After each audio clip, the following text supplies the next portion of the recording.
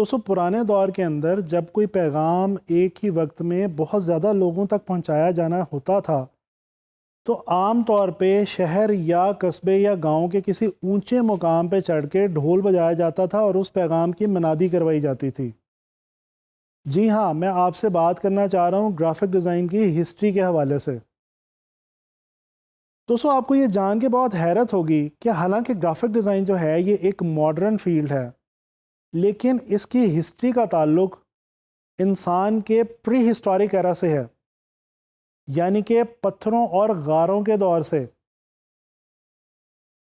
दोस्तों आर्कियोलॉजिस्ट ये कहते हैं कि पत्थरों के दौर में इंसानों ने केव पेंटिंग्स बनाई और इन केव पेंटिंग्स की मदद से उन्होंने एक दूसरे के साथ विजुअली कम्युनिकेट करने की कोशिश की।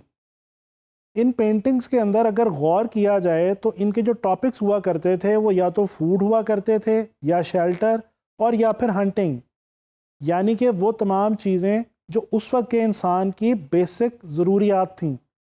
स्पेन, बल्गारिया, फ्रांस और इंडोनेशिया जैसे ममालिक में ऐसे केव पेंटिंग्स मौजूद हैं जिनके अंदर इंसान ने एक दूसरे से विजुअल की मदद से कम्युनिकेट करने की कोशिश की है।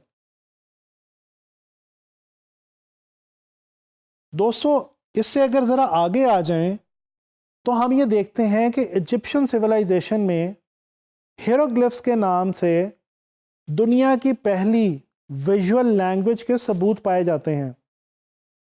हिरोग्लिफ्स को दुनिया की पहली ऐसी ज़ुबान कहा जाता है जिसको इजिप्शियंस ने विजुअली अपनी अमारात और मुख्तलिफ मकामात पे विजुअल की फॉर्म में इस्तेमाल किया। अगर इससे और आगे चलें तो चाइना के अंदर पहली बार पेपर इजाद हुआ। पेपर का इजाद होना ग्राफिक डिज़ाइन के लिए एक बहुत ही अहम स्टेप था। इसके बाद यूरोप के अंदर पहली बार बाकायदा तौर पे प्रिंटिंग का आगाज़ हुआ। इसमें ख़ास तौर पे जो अहम तरीन मुकाम हासिल है वो जर्मनी को हासिल है। एक जर्मन गोल्डस्मिथ ग्लुटेनबर्ग ने पहली बार अपनी प्रिंटिंग प्रेस में मूवेबल टाइप का इस्तेमाल किया। इसके अलावा क्लॉड गैरामाउंट ने दुनिया की पहली टाइप फाउंड्री का आगाज़ किया, यानी कि एक ऐसी कंपनी बनाई जहां पे टाइप फेसेस को डिज़ाइन किया जाता था। 1760 के अंदर इंडस्ट्रियल रेवोल्यूशन आ गया।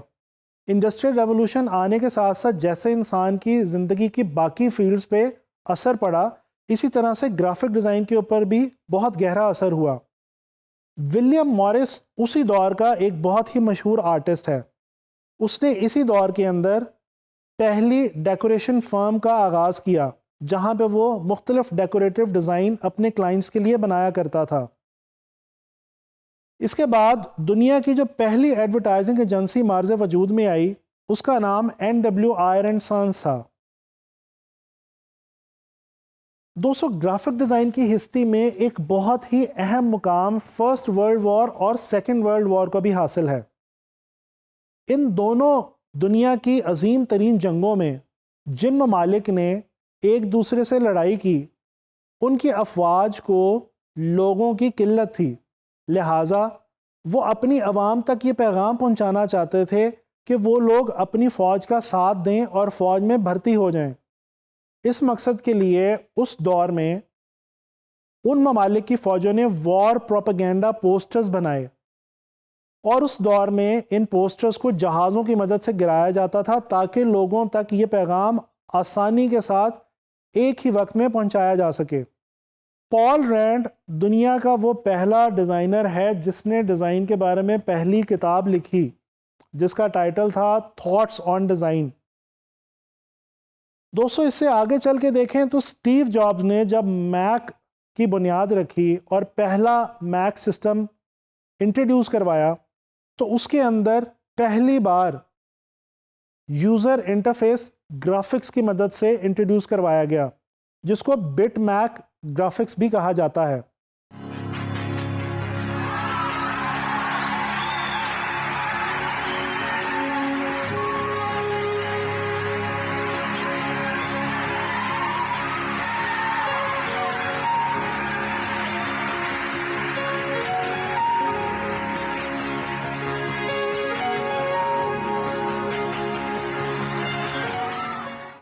दोस्तों, डिजिटलाइजेशन के बाद ग्राफिक डिज़ाइन की हिस्ट्री में जो एक बहुत ही रिमार्केबल किरदार अदा किया वो अडोब कंपनी ने अदा किया।